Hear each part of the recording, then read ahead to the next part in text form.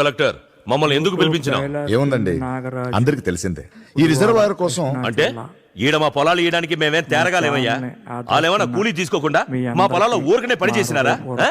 వాళ్ళ కోసం మా పొలాలు ఎందుకు ఇయ్యాలా? ముష్టెవడమన్నాడు? మీ ఇష్టం వచ్చినంత నష్టపరిహారం అడగండి, ఇప్పిస్తాను. నష్టపరిహారం ప్రభుత్వమే అప్పుల్లో ఉండాలి.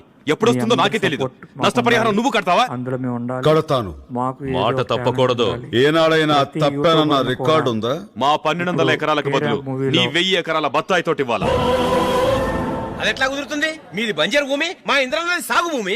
అవునండి, ఇది అన్యాయం కదా. ప్రభుత్వం రేటు ప్రకారం. ప్రభుత్వ రేటు ప్రకారం మాకు అక్కర్లేదు. ఇష్టమైతే చెప్పండి, లేకపోతే వెళ్ళిపో. ఆగండి. అలా కాదండి. లేదు కలెక్టర్ గారు, వాళ్ళు అడిగింది రాసిస్తాను. కూర్చోండి.